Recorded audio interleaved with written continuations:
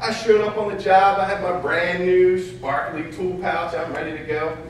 And the thing was that when you're the new guy, you're green. So man, it's tough. Oh, it is tough. I don't know how many times I got sent to the truck to go get a left-handed screwdriver before I realized they don't make a left-handed screwdriver. And I remember I would go out there and I'd work so hard and I was doing my stuff, and then one day I was working and I'm pulling some wires and I'm pulling and I'm pulling, and I'm so proud of myself that I'm doing this job by myself. And when I get done, the wires are about a foot short from where they need to go. Oh, no. Oh, that's what I said. And I knew I had to tell somebody about this, so I'm like, man, this is not going to be good. I got to tell the boss that the wires are a foot short, because that stuff's expensive. Yeah. So my boss comes around, I said, look here. I said, I pulled these wires. I said, I don't know, they're a little short. He says, don't worry about it. Don't sweat. I'm like, okay. He says, go down to the truck, buy the wire nuts, get the wire stretcher. I said, what? I said, a wire stretcher? Come on. He says, no, seriously, down in the truck, in the back of the truck, right next to the wire nuts, there's a wire stretcher. I said, okay.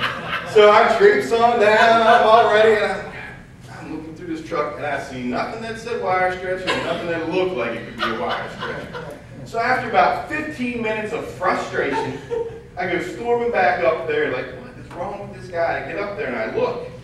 My boss is gone. The wires are all where they need to be, terminated perfect. Man, what happened? So I go search out my boss, and as I come around the corner, there he is, and there's 5 guys that are my seniors, and they're all laughing. Oh, where's the wire stretcher? And I'm like, what are you guys doing to me? And I got frustrated, and I said, you know what? I'm not going to put up with this anymore. I'm being ridiculed. I'm the lug nut in the company now. And I mean, does anybody in here have the lug nut? You know, the guy that you pick on all the time? Anybody have that in your business? We all see those people. But I got fed up with that. So I was going out. I was searching for a new job. I was going to get a new career with a new company that appreciated me, that respected me. Well, I didn't find it. Because when I got out there, I was still the green guy. I'd only had about a year or so under my belt. And you get picked on and picked on and picked on. And so I finally got to the point where I was the senior guy. And what do you think happened then? I was the guy picking on the new guy. And it went on all the time in the construction industry. It was so horrible. I remember we would go out, we had this gray stuff you had to put on the wires, we called it Nolux, and we would put it under the handles of the door. So the guys were going out in the morning to get in the truck, and they come back and got this gray stuff all over their hands. We would just torment these guys. Well, finally, I got tired of working for somebody else, and I went out and I started my own electrical business. And I was sure that I was going to be different than any company that I had ever worked for. I was going to have customer service excellence. I was going to take care of my people. But in the construction industry, that's just how it is. People pick on the low guy. Well, we would love getting the summer help because we'd get the guys fresh out of high school, had no idea what they were doing, and we would torment them over and over and over. So one of my neighbors came to me and she said, Chris, I got this young guy, Sean. Do you think you could hire him for the summer? I said, yeah, we need somebody to pick on this summer. You know? So we brought Sean on, and he worked with us, and he was learning, and I was teaching him some stuff, and every one of the mechanics that he worked with taught him something. But each one of us, every day, had sent Sean for the wire stretcher. The left-handed screwdriver, the left-handed hammer, and this kid would get frustrated with us, and he would get all upset and get angry, and we'd be like, come on, you know, it's just, that's how it is. Well, and he would start back at us, and he would give us a hard time too.